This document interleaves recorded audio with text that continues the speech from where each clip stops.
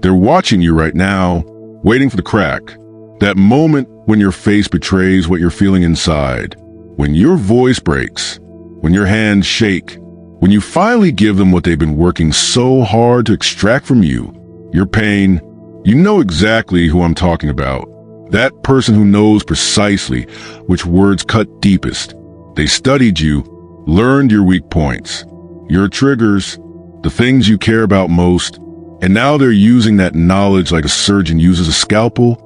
Except surgeons try to heal. These people, they're trying to break you.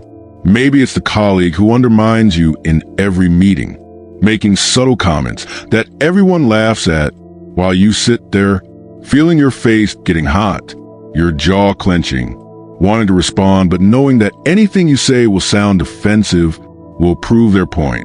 Or maybe it's someone closer, someone who once loved you, who now knows exactly how to twist a knife. They send that text at 2 a.m., not because they forgot, but because they know you'll be awake, staring at your phone, reading it over and over, each word carefully chosen to maximize damage. The disrespect lands differently at 2 a.m., doesn't it? Or perhaps it's the silent treatment, the one that makes you question everything. Were you too much? Too little? Too honest? Too guarded? You replay conversations in your mind like crime scene footage, looking for the moment it all went wrong. And here's what destroys most men in this position. It's not the attack itself. It's the waiting, the knowledge that they're not done, that this is a campaign, not a battle, a sustained effort to dismantle your sense of self, piece by piece, day by day, until you become someone you don't recognize, someone reactive, someone desperate, someone weak. You start changing your behavior, taking different routes, avoiding certain places, modifying your words, walking on eggshells in your own life. And the worst part? You hate yourself for it. You hate that they have this power. But what choice do you have? If you confront them, you look aggressive, unstable. If you ignore them, they escalate, get louder, recruit others.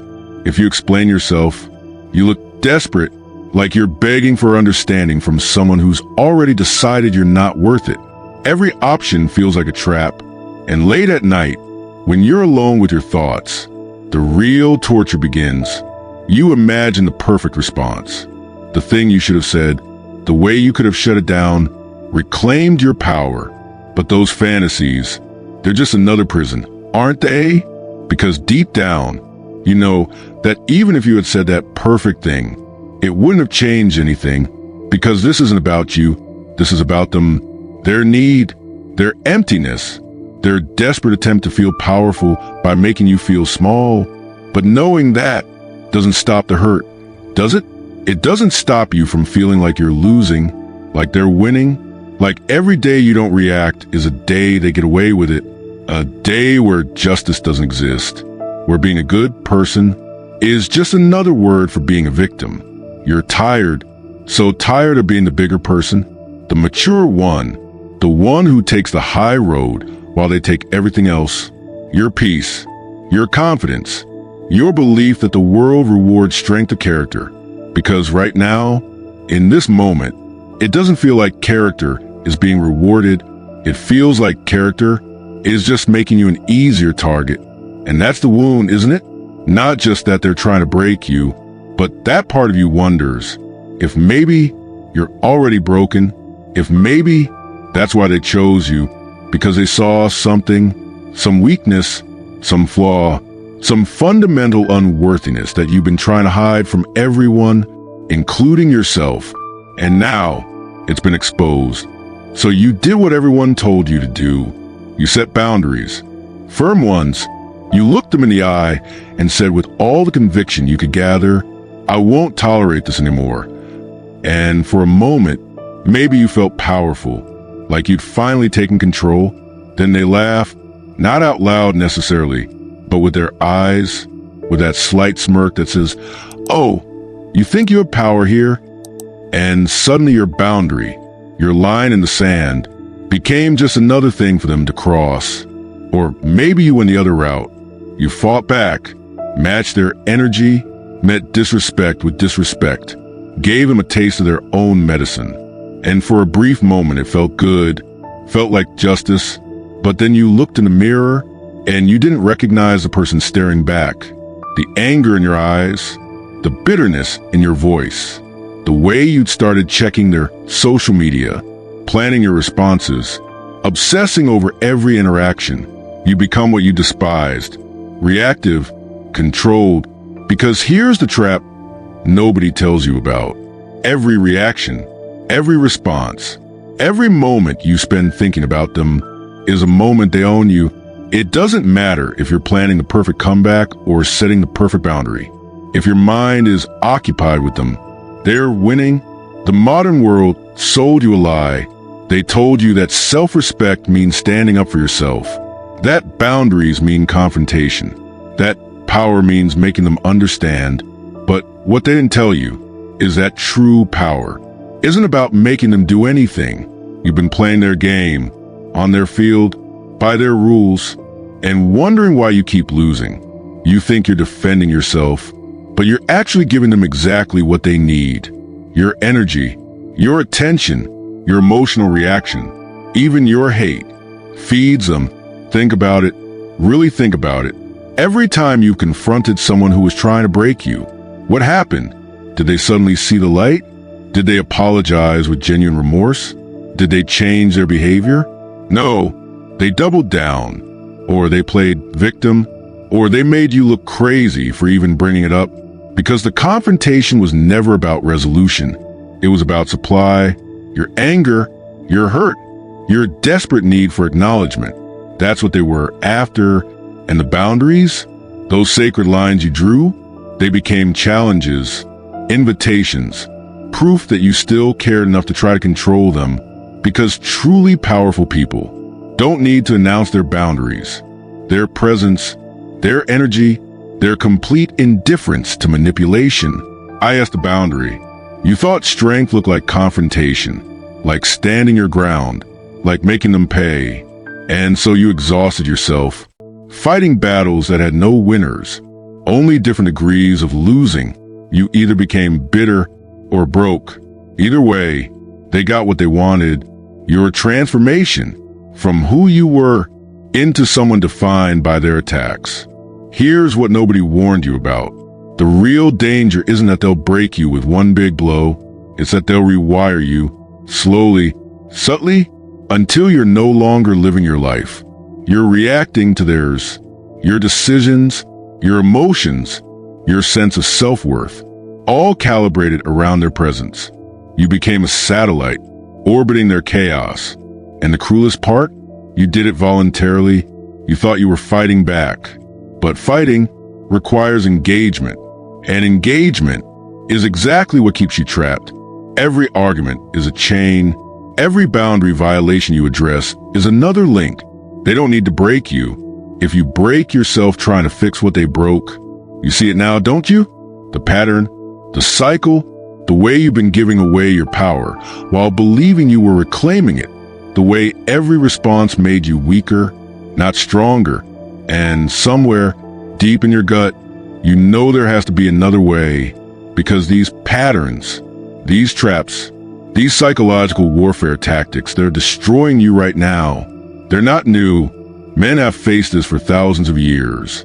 And some of those men, the wisest ones, found something, a different path, a hidden strength, a way to become truly, genuinely unbreakable, not through boundaries, not through confrontation, but through something far more powerful, something that turns their attacks into your advantage, their chaos into your calm. The ancient Stoics called it the unconquerable mind. Marcus Aurelius woke up to betrayal every single day. Picture this, the most powerful man in the known world, Emperor of Rome, sitting in his military tent on the frozen Danube frontier, his empire crumbling from within, his generals plotting against him, his wife rumored to be sleeping with his closest allies, his own son already showing signs of the madness that would define his reign. And every morning, he had to get up, put on his armor, and lead. He couldn't rage. He couldn't break down. He couldn't spend hours confronting every betrayal, because the moment he reacted, the empire would collapse, and millions would suffer. So he did something different.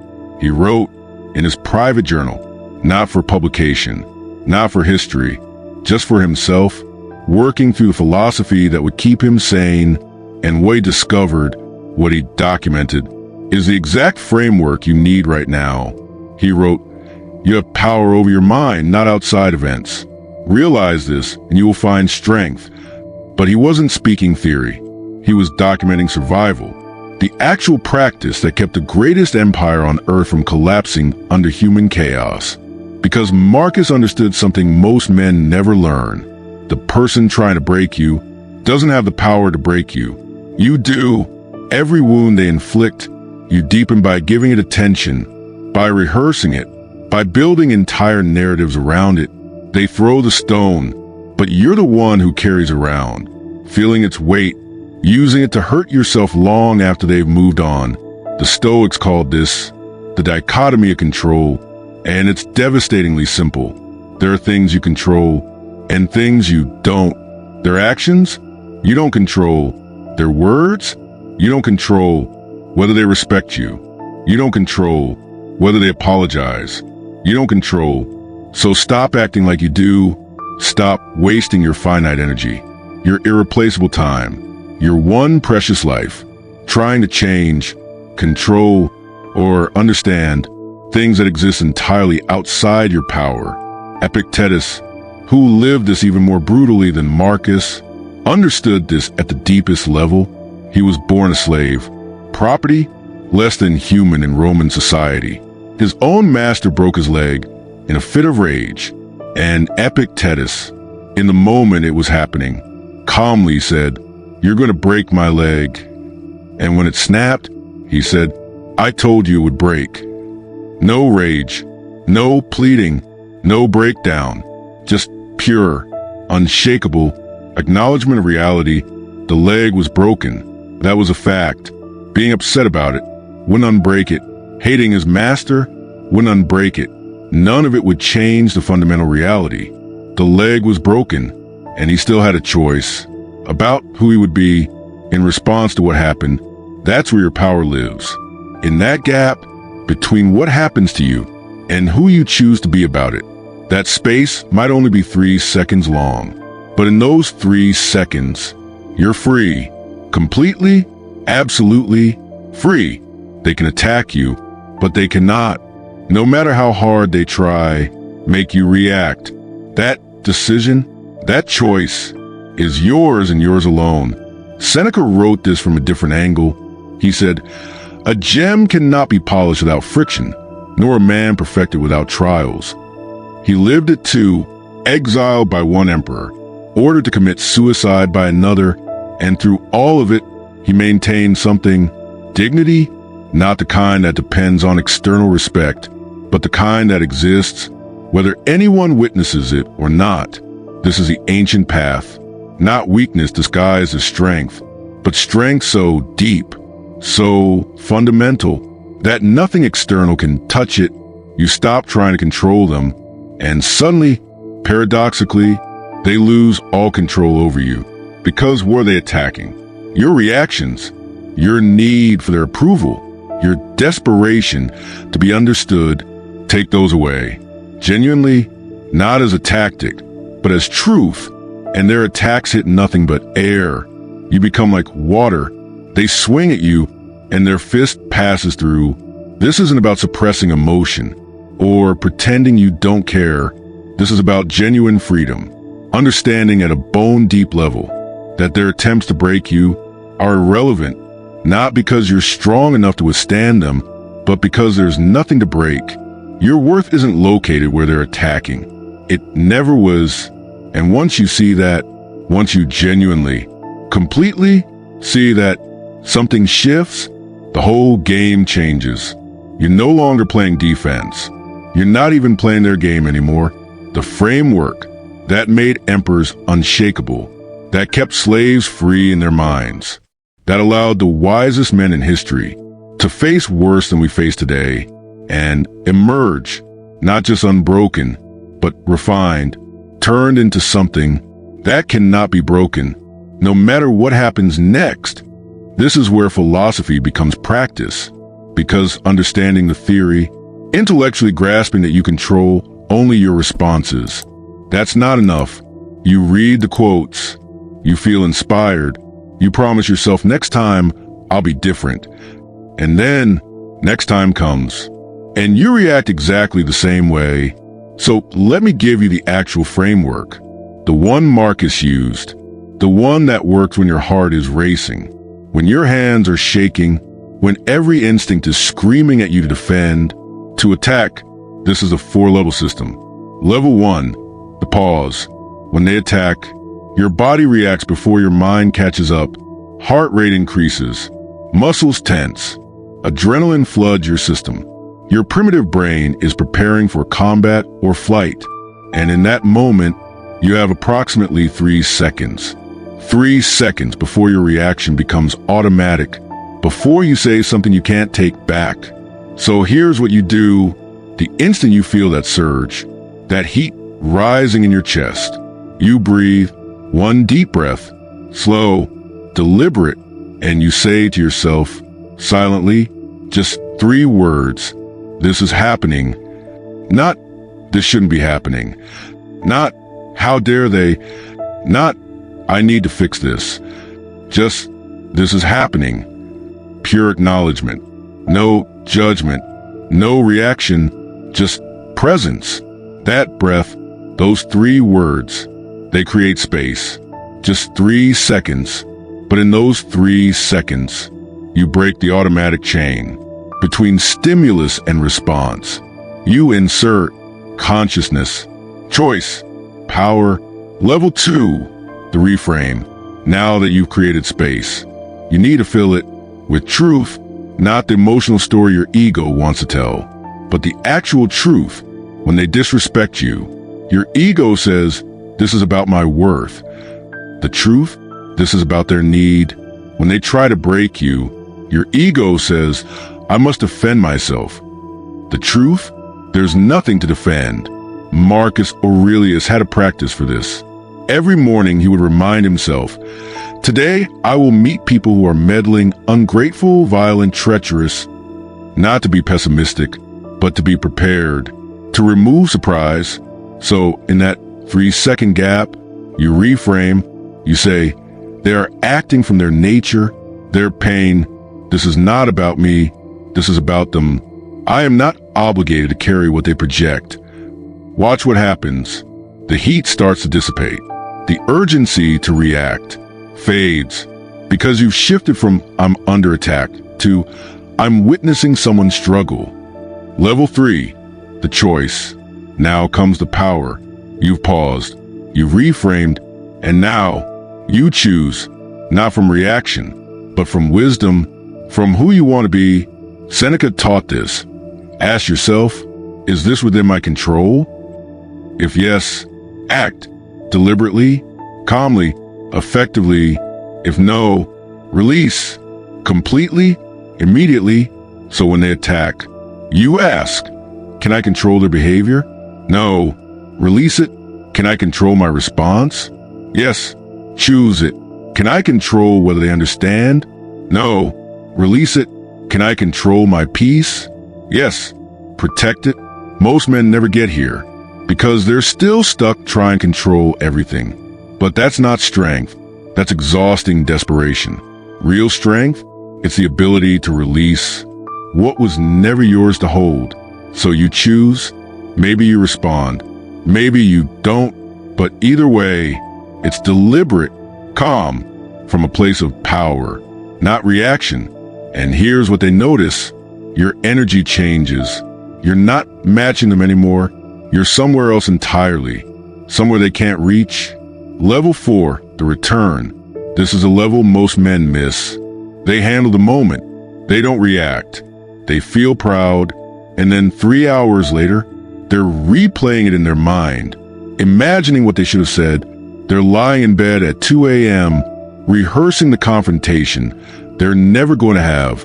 And all that practice was for nothing because the battle isn't won in the moment. It's one in the hours after, when your mind tries to drag you back, to replay, to rehearse, to fantasize about revenge. Epictetus said, "If you want to improve, be content to be thought foolish and stupid." In other words, let them think they won. Let them believe you were too weak to respond. Let them have their story, as long as you keep your peace. So when your mind starts replaying, starts building narratives, you recognize it, you see it for what it is, your ego trying to regain control. And you say, "That's interesting. My mind is doing the thing again." Not fighting the thoughts, not suppressing them, just observing, acknowledging, and then returning to now, to your breath, to the moment you're actually in. Practice this every single time. Pause, reframe, choose, return, and something happens. Over days, over weeks, the pattern breaks. The automatic reactions dissolve, and what remains is you, the real you, unshakable, not because nothing touches you, but because what touches you doesn't move you from your center. They can keep trying to break you, but there's nothing left to break. You become what Marcus became, what Epictetus embodied, what Seneca demonstrated even as he opened his veins. Unbreakable, not through hardness, but through absolute clarity about what you control and what you don't. 6 months from now, you walk into the room and something is different. They notice it, even if they can't name it. That colleague who used to undermine you prepares their usual comment, opens their mouth, and stops because the person they're looking at isn't the person they remember. The body language is different. The energy is different. The need for validation, the desperation for respect, the vulnerability they used to exploit. It's gone, not because you hardened, not because you built walls, but because you fundamentally understand now. Their opinion was never the measure. Their attacks were never about you, and their attempts to break you were always just attempts, nothing more.